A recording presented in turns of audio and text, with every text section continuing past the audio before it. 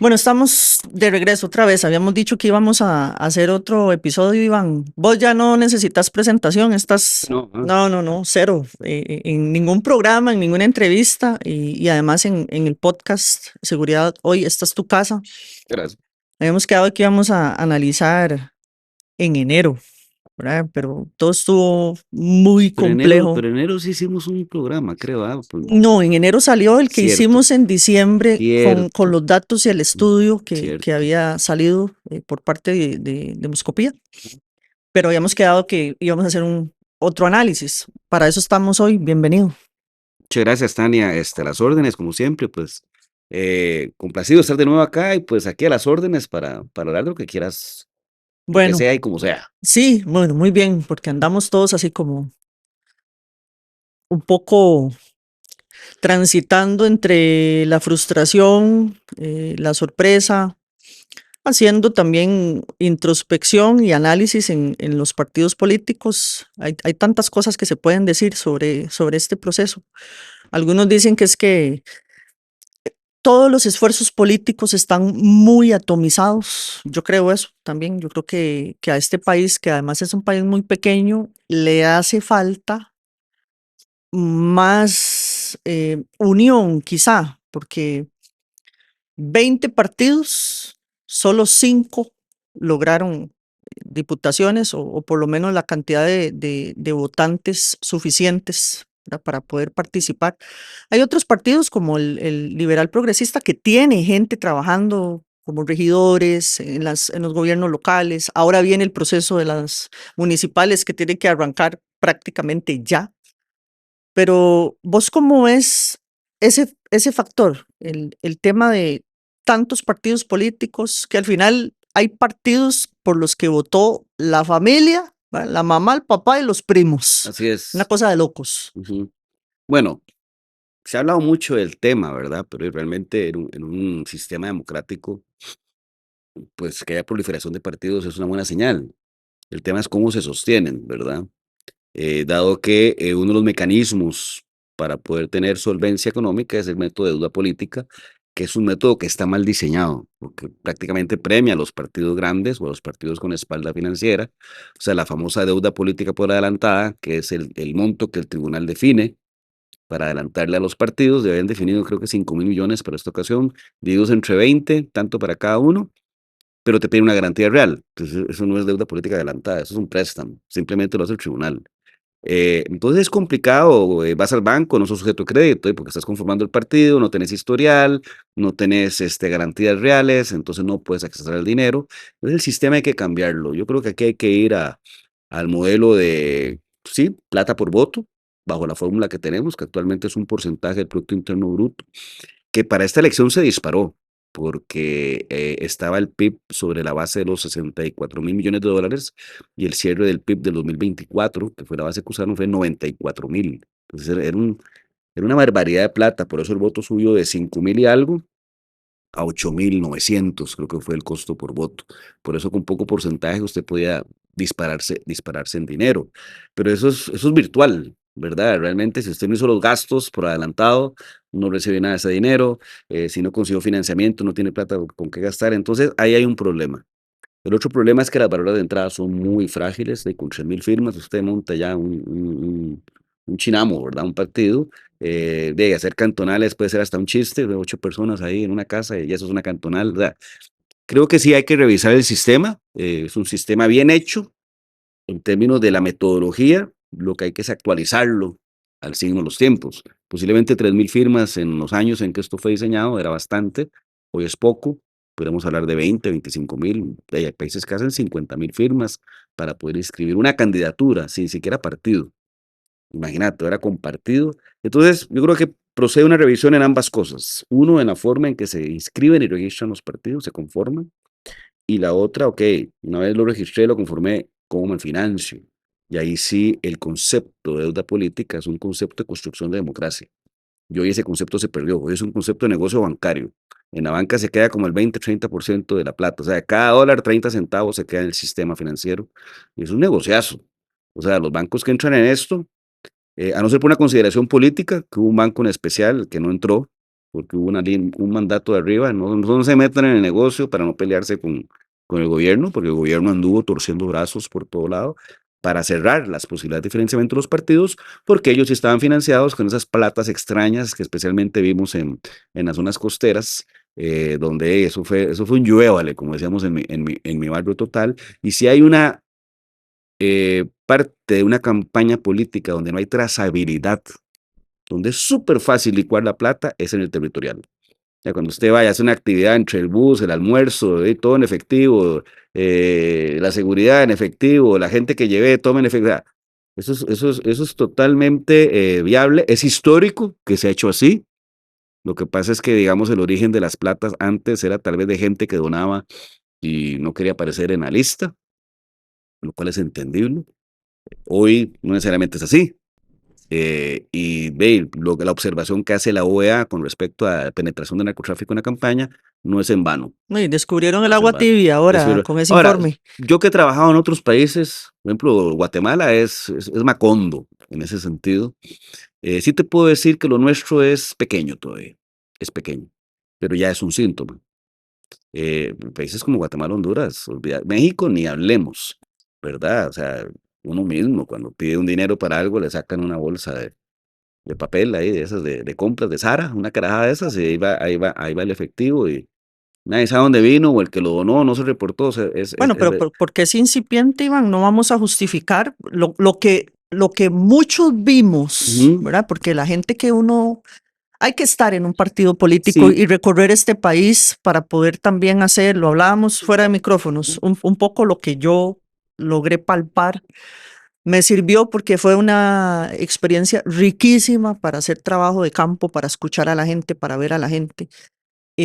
Pero se nota, se siente, se percibe cómo está la plata de dudosa procedencia, vamos a decir, en la campaña, en todas partes, porque no es sostenible lo que uno ve, ¿verdad? Ver personas en condición de calle, en consumo, una persona con un tubo, con una piedra de crack que vi en Pérez Celedón, con una camiseta puesta a la que le están dando para que consuma crack y para que use la camiseta y sea la persona que se está moviendo en las calles con esa publicidad, ¿verdad? Entonces, son prácticas muy sucias que se hacen también porque la gente tiene hambre. Vimos muchos sitios donde realmente hay hambre, que al final, yo digo, bajo esta lógica, el voto es secreto y es una cosa absolutamente íntima. Yo decido al final a quién le pongo la X, pero mira, los convencen porque les matan el hambre. Y entonces empieza a moverse ahí mucho dinero que nadie sabe de dónde viene, porque se mueve además en bolsas o en cajitas o en bolsitas de Sara, como decís vos. sí, sí, sí, Es muy mira, complejo. Para eso el mismo tribunal es complejo, ¿no? a ver, no lo estoy minimizando, pero gracias a los controles, a la rigurosidad de nuestra legislación, o sea, la ley de financiamiento de partidos políticos es leonina en este país. Esos controles, esa rigurosidad, ese profesionalismo del tribunal no existe en otros países. Por eso, si aquí, con todos esos controles, con toda la capacidad de hacer trazabilidad, aún así pasa, Pero no les y- alcanza, y Iván, es que es el imposible, o recurso. sea, Sí, cero no existe en estas cosas. sí. Cero no existe, pero bueno, como te digo, uno que en otros países, uno dice, bueno, lo nuestro, hay un síntoma. Por Ujú. fortuna existen los controles y existen las leyes y existen los reglamentos para que eso esté reducido a una mínima expresión comparado a otros. Porque las platas grandes son muy trazables. La plata de la pauta, la plata de la organización, Todo lo que eh, se reporta al todo lo tribunal. que se reporta al tribunal. O sea, lo Ujú. que no es trazable es toda aquella actividad donde usted esté en capacidad de pagar en efectivo. Eso no es trazable. Y no solo pasa en política, pasa en cualquier cosa, En todo, sí. ¿verdad? Pasa en todo. Entonces, sí hay que hacer hay que diseñar algún tipo de control con respecto a ese tema. O sea, y hay expertos. Un experto en producción de eventos va a una actividad de pueblo soberano y te puede decir inmediatamente, eso costó 20 millones de colones. ¿Por qué? Porque la tarima, las luces, el sonido, las camisetas, la tumba, rápido. Y yo hice un cálculo. Las de Luis Guillermo, Ruta de la Alegría, costaban 5 millones cada una. Y costaba porque Claro. uno lo vio y lo firmó y lo pagó. Esto estaba, eso es a las 5 o a las 4, eso costaba 20, 25 millones cada uno. ¿Entendés? Entonces, cuando uno empieza a cuadrar lo ejecutado versus lo reportado, como en la vida real. Dice, usted reporta que gana 1 millón de pesos, pero donde anda BMX6, viaja todos los meses, hay algo que no cuadra, ¿verdad? Ujú, Entre lo que usted reporta real y su estilo de vida. Como a gente que tiene negocios y reporta 1 millón, pero en ingresos reales en el banco cuando uno hace el cruce y recibe 8, 10, una, dos, o no está pagando impuestos o le está entrando plata por otro lado. O sea, igual aplica para esto. Entonces sí hay que ponerse más forense en el ujú, asunto en cuanto a los controles, y ya no es el control de la facturita y que presentó la factura, sino un tema ya más eh, de casi que empezar a un tema más casi de investigación, crimen organizado para detectar dónde pueden estar los goles, y ujú, los goles siempre están ahí, en todas las actividades en el territorio donde se presta el pago en efectivo. Pues yo me acuerdo en Honduras todavía las plazas, no le llaman plazas públicas, allá son de 20,000, 30,000 personas. Una locura. Pero usted sabe perfectamente que todos los que fueron los pagaron, los llevaron en un bus, les dieron almuerzo. Usted lo sabe. ¿Cuánto es esa cuenta? No sé. ¿Aparece esa cuenta reportada? Nunca aparece reportada. ujú, ¿De dónde salió la plata? Ve usted a saber. ¿Algún donante? ¿Algún mecenas? ¿Algún filántropo? mm, ¿Entendés? Entonces, así funciona en todas partes de Latinoamérica, especialmente, porque la política en Latinoamérica es muy clientelista. Y estas prácticas de acarrear gente, de armar el evento, de hacerlo visible, porque que hay que entender algo. Eso no es porque uno quiera que esté lleno el lugar, eso es para dar una imagen de triunfalismo. Y digamos que la estrategia del oficialismo, cuando vos observas, digamos, toda la inversión publicitaria, lo que nosotros llamamos los share of voice, o sea, la participación en el ruido. Se supone que usted entre más invierta, más ruido tiene. Y la que se llevó el premio en el ruido fue Claudia Douglas, ujú, un 40% del ruido.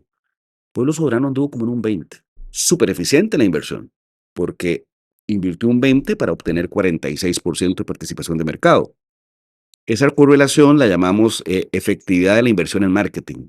¿Cuánto invierte usted en ruido versus su participación de mercado? En el caso de Claudia Dobles, invirtió 40% para obtener 4, invirtió 10 veces más. Eso podría sonar mal, uno podría echar de la empresa al director de marketing sí. perfectamente. Demasiado dinero para una diputación. Sí, pero ahí viene el kit del asunto. Hay que entender el antecedente. Ese partido estaba muerto. Ujú, Ese partido estaba con respiración artificial, ujú, porque murió en el 2024 gracias a Carlos Alvarado, el esposo de la candidata casualmente. No obtuvo dinero porque no sacaron ni una diputación. Participaron en la elección municipal del 24, no sacaron ni un síndico, no obtuvo dinero. Cuando eso sucede, usted se va comiendo la reserva. Es un ujú. poco a la dinámica que va a entrar el PLP ahora. La Sí. gente dice, el PLP está muerto. Yo no está muerto, porque el PLP creó una reserva como de 600 millones de pesos con el resultado 2022 y le metió más con un buen resultado de las elecciones municipales del 24. No sé cuánto tendrán en caja, pero cero no es. Ujú, Y entonces con eso pueden aspirar a rearmarse, financiarse y en la municipal obtener un resultado, vuelve a entrar dinero y está la máquina andando, ¿verdad? El caso del PAC no fue así, porque el resultado en el 22 fue pero desastroso, municipal del 24 desastroso, no entra dinero y sigue el gasto, porque la casa ahí en Barrio Roosevelt sigue existiendo, ujú, los salarios de la gente que está ahí sigue existiendo y la deuda que tienen con el Estado sigue existiendo. Entonces esta candidatura era más para darle oxígeno al muerto. Que era darle oxígeno, lograr un resultado que les permitiera deuda política entre el porcentaje de los diputados. Y lo logran, y yo creo que les van a entrar 1.800 millones. y así ponen al día la deuda que Entonces, todavía tienen con el exactamente, tribunal. entonces a ese muerto le metieron shock, ¿verdad? Y Sí. levantó. Entonces, la forma de analizar esa candidatura no va tanto porque si sobreinvirtió, sino, como decíamos, billetera mata galán. Cuando usted quiere conquistar algo y no tiene las propiedades ni los recursos, usted le mete chequera y a ver qué pasa. Y lo logran. Sacan un diputado y sacan, creo que fueron 119,000 votos, una cosa así, más los 90 en diputados, 200,000 por 800,000, 900 el votos por 8 y 6, casi 2.000 millones. Casi 2.000 millones y creo que el estatuto de ellos les permite 20% de reserva, 600 millones se quedan en el partido que ya posiblemente la Huaca estaba en cero y vuelve a correr. Entonces, eso que un partido muere es muy relativo. Ujú, Es más, hay partidos, el PAC es el mejor ejemplo, que están en negativo porque la deuda dice que está el PUS durante mucho tiempo estuvo así, después del problema con los expresidentes. La administración, especialmente la de Pedro Muñoz, como presidente del partido, creo que fue la del 14 al 18, la de él, logró sanear muchas de esas finanzas y hoy por hoy él puso un partido limpio, limpio en cuanto a deuda y en cuanto a solvencia, y por eso tiene accesibilidad al crédito.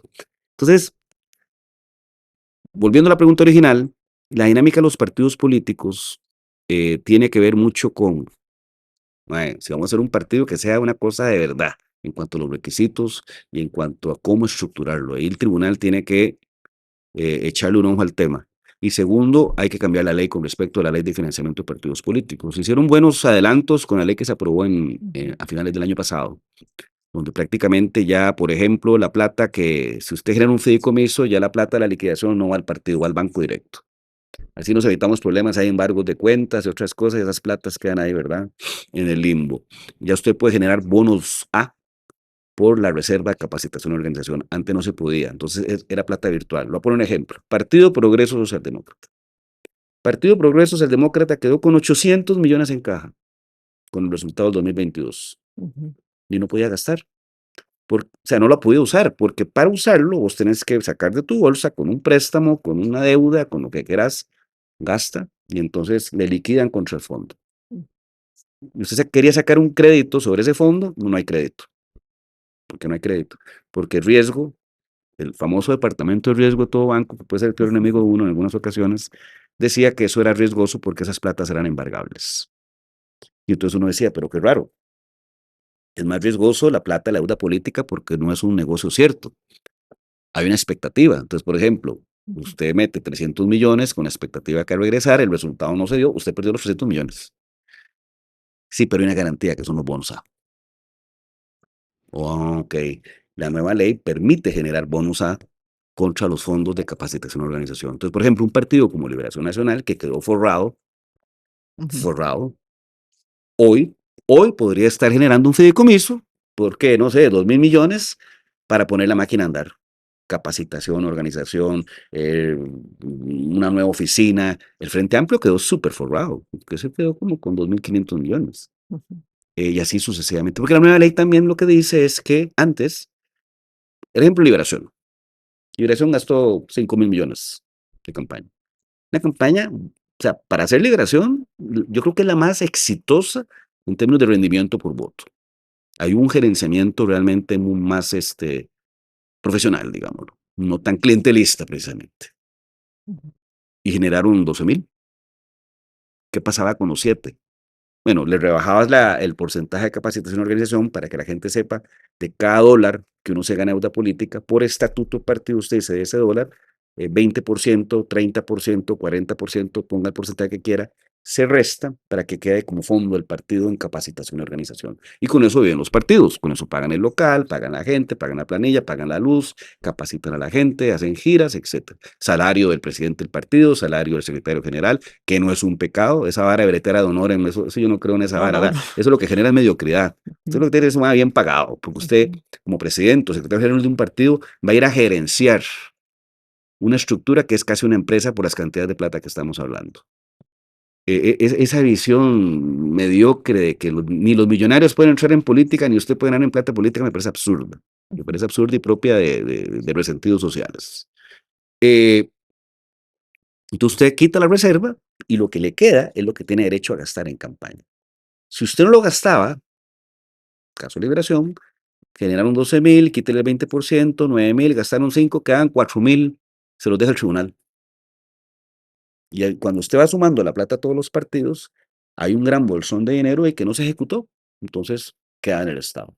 Hoy la nueva ley permite, no dice, usted lo genera, usted le queda ahí de fondo. Eso sí, no lo puede gastar en campaña. Tiene ujú. que ser en cosas de estructura, capacitación, organización del partido. Entonces, digamos que sí se han dado nuevas disposiciones que flexibilizan el asunto, pero la principal, que es el acceso al dinero para poder entrar a la campaña, no está funcionando. Entonces, no hay chocolate sin cacao. Y también es muy difícil, Iván, la otra parte es que los bancos solo le van a prestar a quienes estén en las encuestas, en las famosas encuestas, y que hay encuestas que por supuesto, y eso yo lo he dicho y lo voy a seguir diciendo, como Opol y el Mundo CR, que uno sabe que el dueño de la encuestadora trabaja con el oficialismo, pues, ¿qué valor puede tener una encuesta como esa? Pero a pesar de eso, las encuestas suman para ir posicionando en el radar a los candidatos. Si no están ese top 5, Laura, Ramos, Ariel, Claudia, y al final en la del CIEP lograron meter y levantar y sacarlo del margen de error al PUSC. Entonces, un top 5, un top 6, solo a esos un banco les va a prestar. Entonces, ¿qué Ahí, pasa con todo sí, ahí el... hay que aclarar, a ver, el banco no presta sobre las encuestas, presta sobre su encuesta que es privada. ¿Ok? Entonces el banco manda a hacer una encuesta con una empresa X que contrata y ese estudio es privado. No es público, o sea, no Es tiene nada para que ver. ellos ver el Es nivel de para ellos riesgo. ver, ok, cómo anda el nivel de riesgo. Se ha hablado mucho de las encuestas y yo sí estoy en contra, en desacuerdo con el tema de que no funcionaron. De nuevo, esto no es un negocio absoluto. Usted agarra, de hecho, yo creo que el gran ganador en esto fue Paul, porque desde el inicio marcó lo que sucedió. Sí, pero trabaja con ellos, No Iván. importa, no importa, o sea, Es- al final toda encuesta es pagada por alguien o por algunos, ujú. o lo que llamo un Todos tienen estudio de un negocio. interés. Todos tienen un interés, pero la empresa de investigación cuyo negocio es la información, menos con las disposiciones nuevas del tribunal, donde está en capacidad de pedirte la base de datos si ve que algo está extraño. Y con base de datos, usted, si maquilló un número, usted está listo para la foto. Porque es cuestión de hacer algunos cruces y entender que hay un número ahí que está maquillado. Todos decían lo mismo. Ahora gana en primera vuelta porque el nivel de indecisión es tan grande que en ese voto válido que queda, porque aquí hay un tema que la gente tiene que entender, y la palabra lo dice, indeciso, ya no tiene decisión. Ujú, Nadie puede entender, ni proyectar, ni pronosticar ese fulano qué va a hacer al final. No puede. ujú. Entonces uno tiene que asumir que posiblemente, si usted quiere hacer un ejercicio de voto válido, tiene que sacarlo.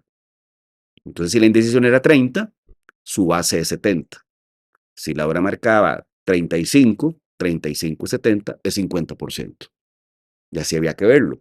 Conforme bajaba esa indecisión, ese 70 subía, porque entonces había más volumen.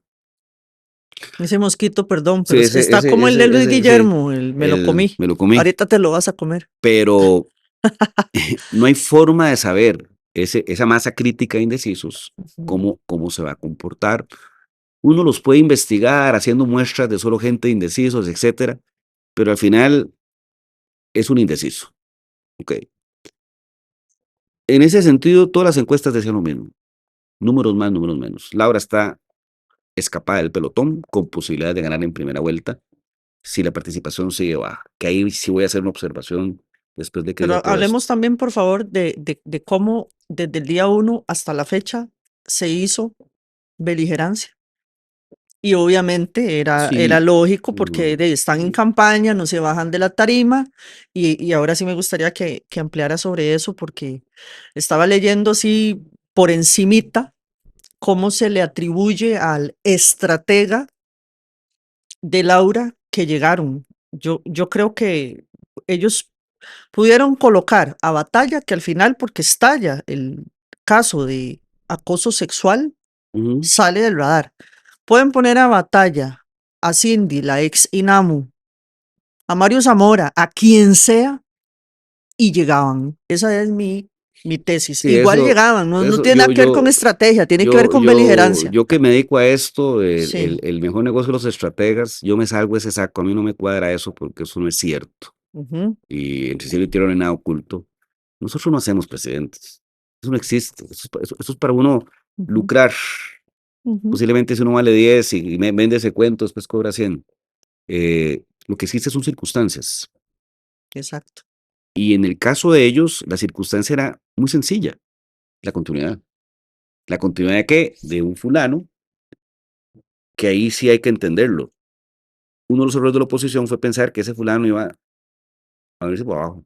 Y nunca se vino por abajo.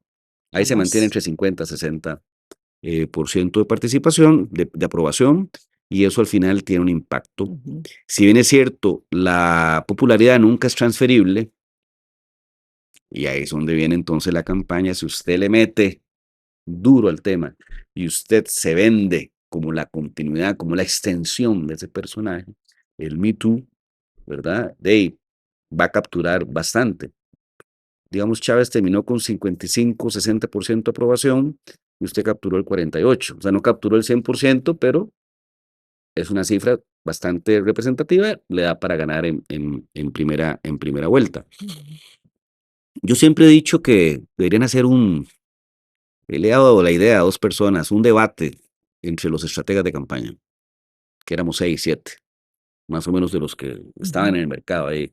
Los ujú. españoles de Alvarito, los españoles del PLP, yo en el Frente Amplio, Dani en el Pueblo Soberano, eh, la colombiana esta con Natalia, y alguien se me escapa, y creo que José tenía uno, no me acuerdo, pero Sí, Calzada tenía bueno, también. Bulgarelli con Calzada, Ujú, podríamos hacer un debate y eso va a ser un circo. ujú. Eso va a ser un circo porque en este negocio pueden tener más ego e inclinación a querer tener a más grande los asesores que el candidato. Totalmente. Entonces, eso yo siempre lo he tratado de promover y ya Ujú, salir de ese oscurantismo, ese secretismo, el asesor ahí como que escondido, ¿no? Que a mí me parece absurdo. Uno tiene que ser dueño de sus derrotas y de sus triunfos. ¿No? No jodas, que esa vara estar ahí en las sombras, me ujú. parece una práctica que lo único que dice, como pasa en las empresas, y yo que fui 20 años en corporativo, el arte del asesor es que nunca tiene la culpa. ¿Verdad? El arte del asesor es, si salimos bien fui yo, si salimos mal usted no ejecutó bien.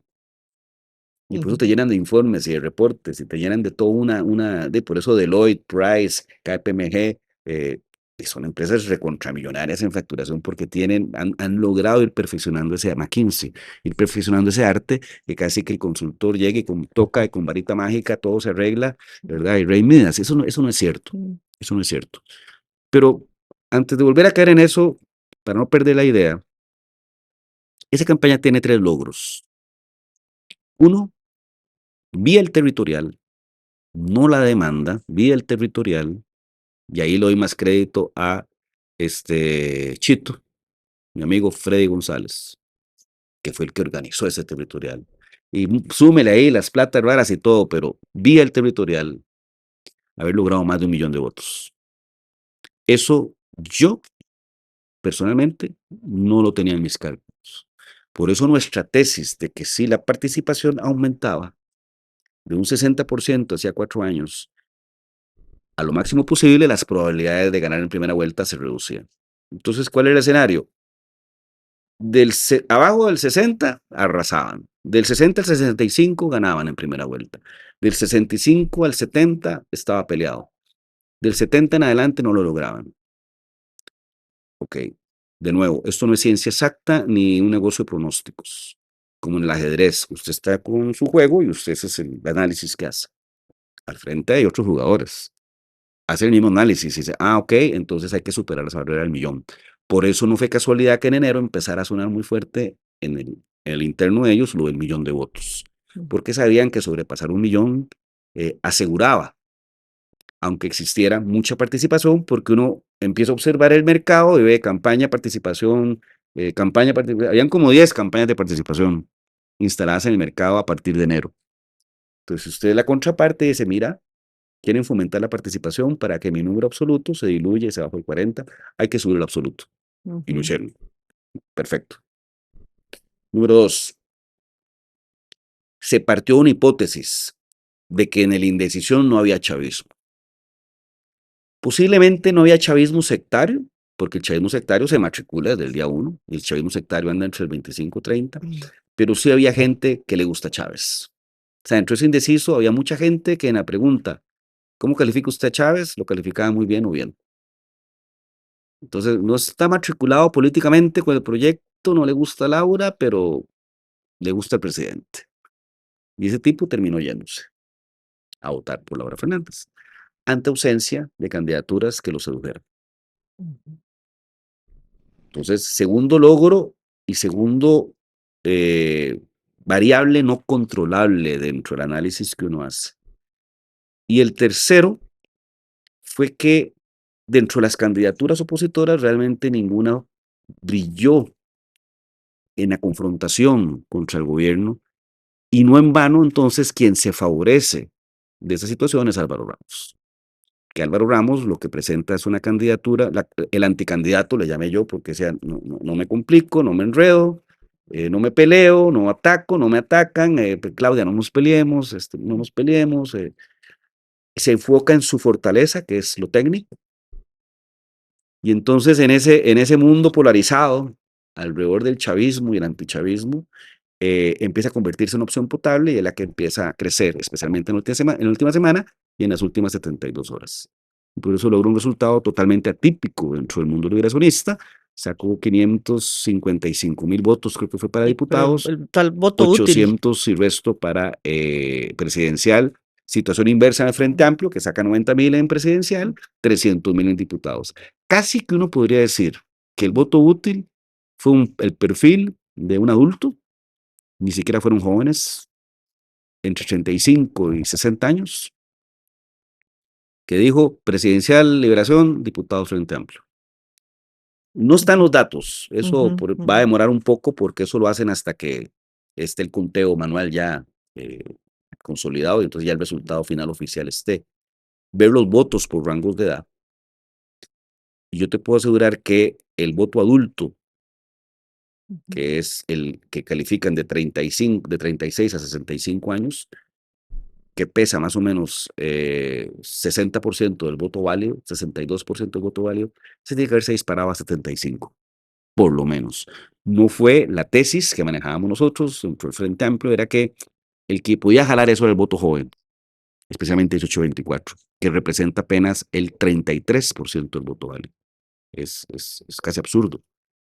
Y ujú, que se disparara a niveles del 60%, 50% del voto válido, eso no sucedió. Quien realmente disparó el volumen es la gente ubicado en el rango entre 35 y 65 años, especialmente 40, 65. ujú, Eh, y que ahí la figura de Álvaro Ramos pues fue lo suficientemente potable y atractiva en función de un no conflicto.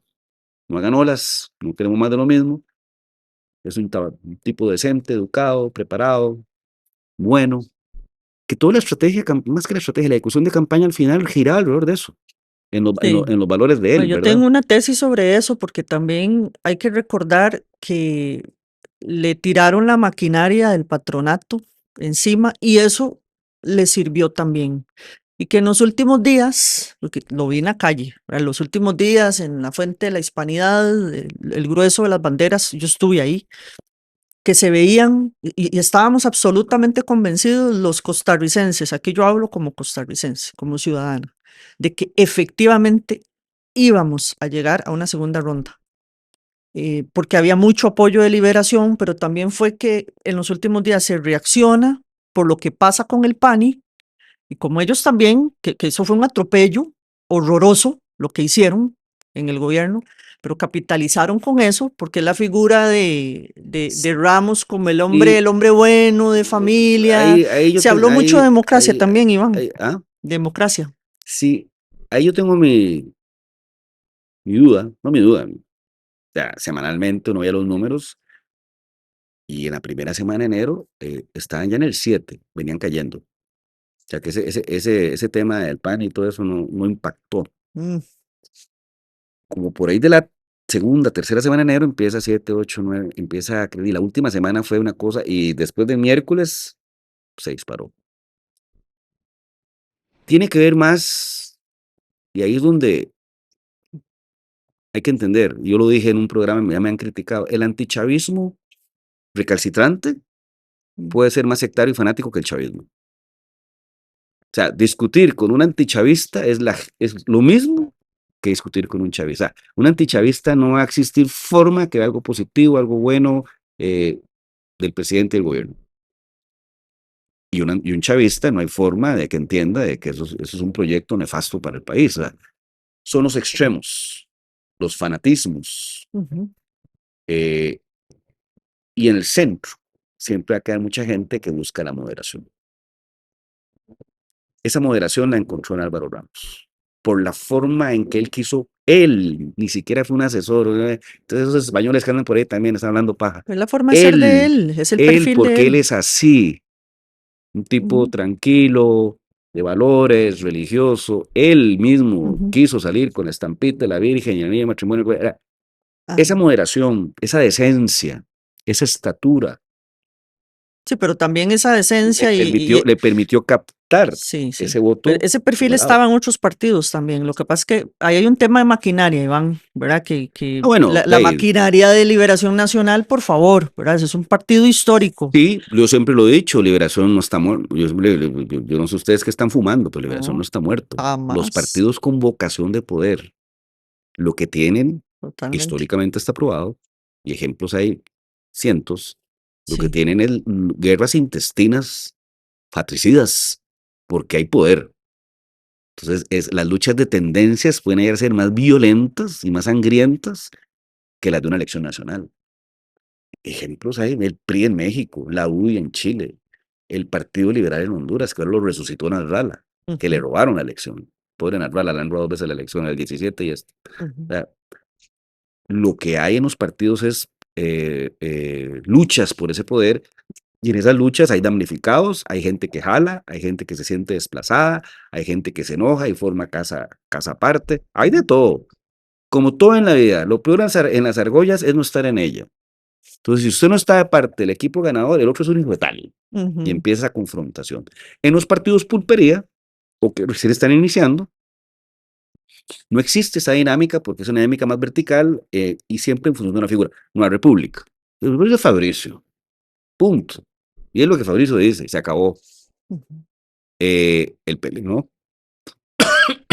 El PUS entra a una dinámica rarísima. Creo que el PUS tiene que ser una limpia. Una limpia brava. Una renovación. Una limpia brava. No es posible que 3 diputados una semana antes de la elección le den adhesión al partido oficialista y el candidato. Pero ya eso se sabía, Iván. Claro, ese tema que estás tocando. Hay decencia en esto. Bueno, hay gente que definitivamente la decencia no la conoce, que ese es otro gran tema que hay que hablar. Vamos a hablarlo en el otro episodio. Toca hacer un corte para que puedas desarrollar. Quedemos con ese tema que es tan importante. Es que son tantas cosas que hay que tocar, pero eso de los diputados puntualmente. En el siguiente episodio cortamos acá y nos vamos a ver con el siguiente tema, que es lo que sigue también para los partidos políticos en el otro episodio. Muchas gracias por habernos acompañado en este episodio del podcast TMR Seguridad Hoy. Los invitamos a seguirnos en nuestras redes sociales. Construyamos comunidad en Facebook, Instagram, YouTube y Spotify como TMR Seguridad Hoy. Comparte esta información, ya que difundir la cultura de la seguridad crea mejores sociedades.